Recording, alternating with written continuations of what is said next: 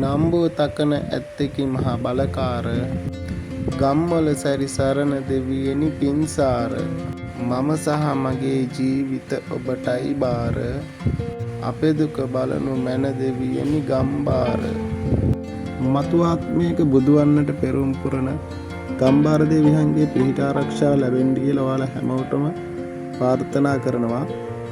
හරි අපි අද ඇවිල්ලා ඉන්නේ ප්‍රාර්ථනා ඉෂ්ට වෙන හාස්කම් වලින් පිරුණු මිනුවන්ගොඩ ගලේ දේවාලයටයි.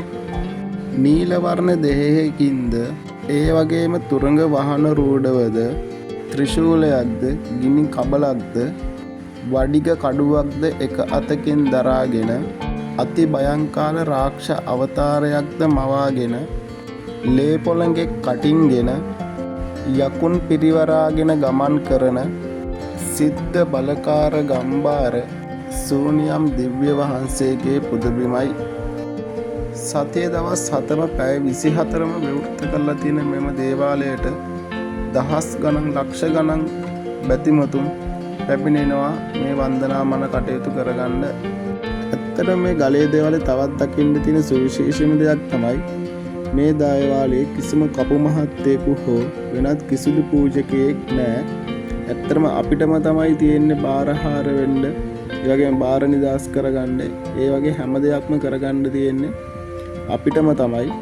ඉතින් බාර වෙන ඒවායේ ගාථා හැම ඒ අවශ්‍ය සියලුම දේ බෝඩ් වල ගහලා ඒ දේවල් පැහැදිලිව දාලා තියෙනවා. ඉතින් අපිට තියෙන්නේ මේ දේවල් බලාගෙන අපිටම බාරහාර වෙන්න තමයි තියෙන්නේ.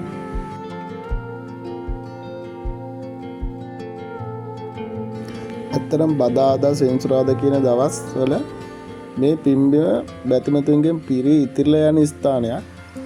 ඒකින්ද අඩුම තරමේ පයින්වත් එන්න බැරි තරම් සෙනඟක් ඉන්නේ. ඉතින් ඒ දවස් දෙකේ එන කට්ටිය ඉන්නනම් අනිවාර්යෙන් කලින් එන්න නැත්තම් මේ දේවාලය ඇතුළට එන්නත් හරි අමාරුයි. ඒ තරම් සෙනඟක් ඉන්නවා.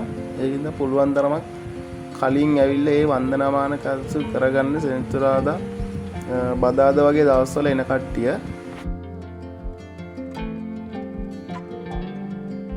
ඇත්තටම ඔයාලට මෙතන කොච්චර හාස්කම් තියෙන තැනක්ද මිනිස්සුන්ගේ ප්‍රාර්ථනා ඉෂ්ට වුණ තැනක්ද කියලා බලා ගන්න පුළුවන්. ඇත්තටම ඔයාලට මෙතෙන්ට ආපුවාම මොකද කියනවා නම් මෙතන පැය 24ම දන්සල් තියෙනවා. ඒ දන්සල් දෙන්නේ ඇත්තටම මිනිස්සු බාර වෙලා ඒ තමන්ගේ ප්‍රශ්න නිදහස් වුණ කට්ටිය තමයි ඇත්තටම මෙතන ඒ බාර නිදහස් කරන්නේ. ඒ කියන්නේ ඒ කට්ටිය බාර වෙච්ච දේවල් මෙතන නිදහස් කරනවා දන්සල් විදියට. දන්සල් තමයි ගොඩක්ම තියෙන්නේ. ඉතින් ඇත්තටම බලා ගන්න පුළුවන් මෙතන කොච්චර සත්‍ය තැනක්ද කියලා.